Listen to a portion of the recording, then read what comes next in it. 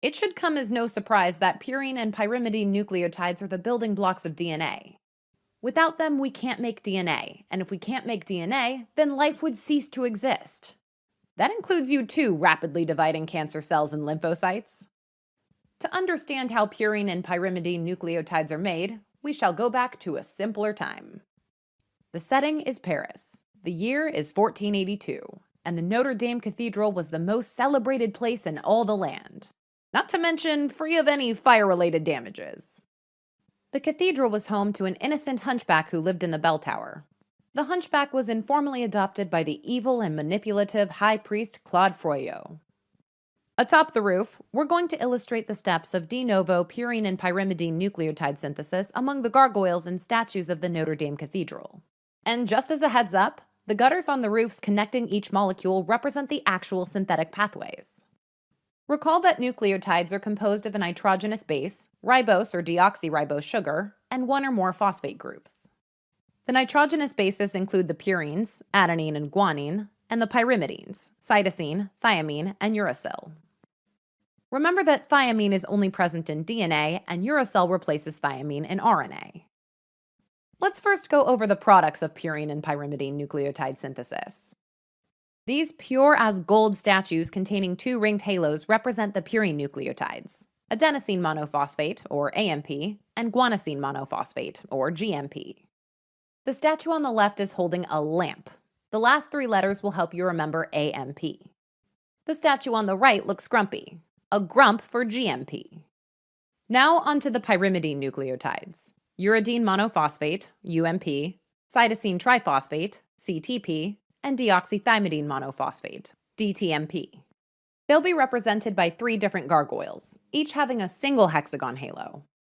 A unicorn imp for UMP, a cat with three Ps for CTP, and a toad with a missing eyeball for DTMP. Why no eyeball, you ask? Because it's deoxythymidine, so it's missing an eyeball, or as we call them here at Sketchy, an O-ball. It's missing an oxygen, okay? Deal with it. Anyway, I know that the story about that toad was absolutely riveting, but I'm sure you're itching to find out how we make these nucleotides. Both purine and pyrimidine nucleotides are made from ribose 5-phosphate, represented by this pentagon and P atop the spire. Please watch our pentose phosphate pathway sketch to learn how ribose 5-phosphate is made if you haven't already. First, PRPP synthetase transfers a pyrophosphate group from ATP to ribose 5-phosphate, making phosphoribosal pyrophosphate, or PRPP. Below the spire, a worker is using an ATP power drill to attach a P staff to the pentagon-shaped pedestal and double P staff. He's PRPP synthetase, and he's making PRPP. Yeah, we know there weren't battery-powered drills back then, but this is sketchy, and anything is possible. We've reached our first juncture as PRPP can be used to make either purine or pyrimidine nucleotides. We'll begin with the purines. PRPP will undergo several biochemical reactions to eventually make inosine monophosphate, or IMP, depicted by the imp gargoyle. We won't talk about each reaction in detail because we don't want to make you gag, but you should know that glutamine, aspartate, and glycine are needed to make IMP. We also need tetrahydrofolate, or THF. Well, looks like somebody's already got us covered. This imp gag oil, if I do say so myself. Behold, the evil high priest Claude Froyot has captured the beautiful azamerelda. The captured azamerelda will help you remember 6-mercaptopurine, or 6-MP, and azathioprine, a prodrug of 6-MP. They block de novo purine synthesis by inhibiting the conversion of PRPP to IMP. That's why we show azamerelda kicking the imp gargoyle. 6-MP and azathioprine treat certain cancers and autoimmune disease. Cancer cells proliferate rapidly and need purines to replicate their DNA. So what better way to slow cancer cell replication than to block purine synthesis? In autoimmune disease, the goal of treatment is to prevent leukocytes from attacking the body's own cells. The problem is, anytime we block purine synthesis, other normal rapidly dividing cells are affected too, and that's where all the bad side effects come from. Please check out our Sketchy Farm course to learn more about these drugs. In the next two steps, IMP will eventually be converted to AMP. First, adenylosuccinate synthetase uses GTP to turn IMP into adenylosuccinate. This step requires aspartate. Then, adenylosuccinate lyase cleaves adenylosuccinate into AMP and fumarate, which enters the TCA cycle. IMP is also a precursor to GMP, and again, this requires two steps. First, IMP dehydrogenase oxidizes IMP to XMP, or xanthine monophosphate, while producing NADH. Then, GMP synthetase uses ATP and glutamine to synthesize GMP.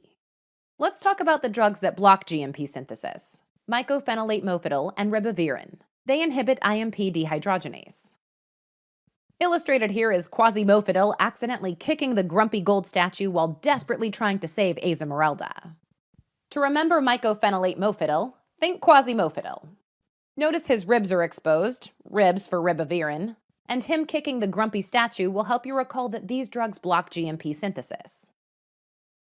Okay, let's move on and discuss how the pyrimidine nucleotides, that's UMP, CTP, and deoxy-TMP, are made. First, carbamoyl phosphate synthetase 2, or CPS2, synthesizes carbamoyl phosphate from glutamine and CO2. This step requires 2 ATP and takes place in the cytosol. Let's turn your attention to the worker in a 2 shirt using an ATP-powered drill to make an oil lamp. He's CPS2. Don't confuse him with CPS1, which is found in the mitochondria and is a part of the urea cycle. Please check out our Urea Ungle Crew sketch to learn more. As we mentioned earlier, CPS2 requires glutamine and CO2, and can be remembered by the G-wick and black smoke. The product is carbamoyl phosphate, or for our purposes here, an oil lamp. In the next 3 steps, carbamoyl phosphate eventually gets converted to orotic acid, represented by the otter gargoyle. While you don't need to memorize each step, you should know that making orotic acid requires aspartate. You'll see the letter A incorporated into the tower behind the otter gargoyle. The A stands for aspartate.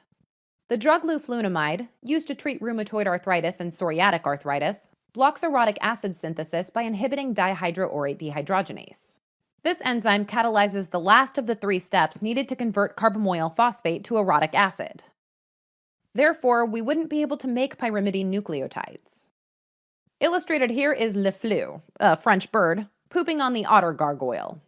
Oui, Le Flunomide, though he should probably be called Le Poo. In the next step, orotic acid combines with PRPP to make UMP via UMP synthase. The worker chiseling the unicorn imp gargoyle is UMP synthase. So what happens when UMP synthase doesn't work? As you can probably infer, UMP synthase deficiency results in accumulation of orotic acid because it can't turn into UMP.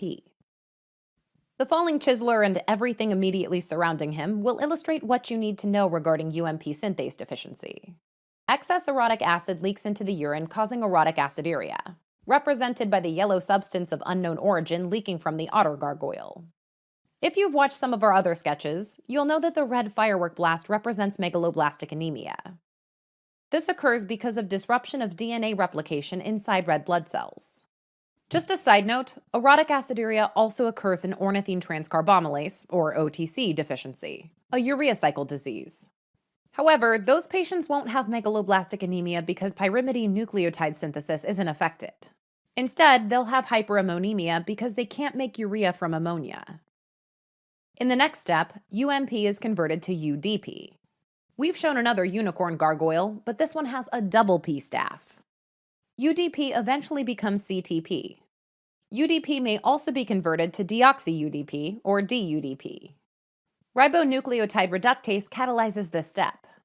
Let this R&R sign remind you of ribonucleotide reductase. There's also another unicorn gargoyle, but this one's round eyeball is falling off.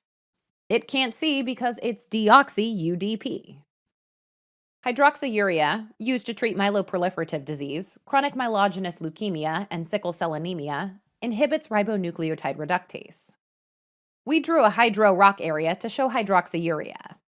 Note the water splashing the R&R sign because hydroxyurea inhibits ribonucleotide reductase.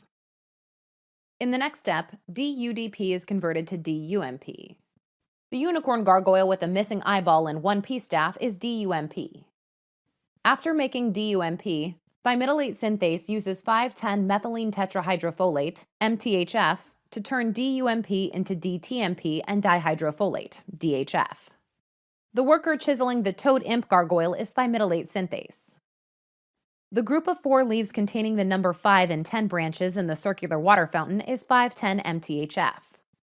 5,10-MTHF is a derivative of THF, the active form of folate. THF derivatives transport single carbon groups during metabolic reactions. In this particular reaction, 5,10-MTHF is converted to DHF. The enzyme dihydrofolate reductase makes sure that there's an abundant supply of THF so we can continue making purine and pyrimidine nucleotides. It reduces DHF into THF. The pair of leaves is DHF and the other group of 4 leaves is THF. The drugs trimethoprim, methotrexate, and pyrimethamine inhibit dihydrofolate reductase. Note they all have meth in their names. Trimethoprim can be remembered by the Try-Me bag, and the Pyre logo is pyrimethamine. Finally, that worker has some methotrexate meat sticks. Part of this complete breakfast may cause substantial side effects including diarrhea, alopecia, thrombocytopenia, and thrombosis. For display purposes only, not part of any appropriate breakfast. Enlarged to show texture. Let's conclude this sketch by also mentioning the drugs that inhibit thymidylate synthase, 5-FU and capecitabine. We showed 5-FU as a full guy motioning with his 5 fingers that he doesn't want any more kebabs, and that capsized boat is capecitabine. Okay, let's wrap up this sketch. Purine and pyrimidine nucleotides are made from ribose 5-phosphate. First, PRPP synthetase uses ATP to turn ribose 5-phosphate into PRPP. In order to make the purine nucleotides, PRPP undergoes several steps to make IMP, which eventually gets converted to either AMP or GMP. 6-MP and azathioprine block IMP synthesis. Mycophenolate mofetil and ribavirin block GMP synthesis. In order to make the pyrimidine nucleotides, CPS2 uses 2-ATP to make carbamoyl phosphate from glutamine and CO2. Next, carbamoyl phosphate eventually becomes orotic acid after combining with aspartate. Leflunomide blocks orotic acid synthesis. Then, UMP synthase makes UMP from carbamoyl phosphate and PRPP. UMP synthase deficiency causes orotic aciduria and megaloblastic anemia. In the next step, UMP is converted to UDP. UDP can become CTP or be converted to DUDP by ribonucleotide reductase. Hydroxyurea inhibits ribonucleotide reductase. Afterward, DUDP is converted to DUMP. Finally, thymidylate synthase turns DUMP and 5,10-MTHF into DTMP and DHF.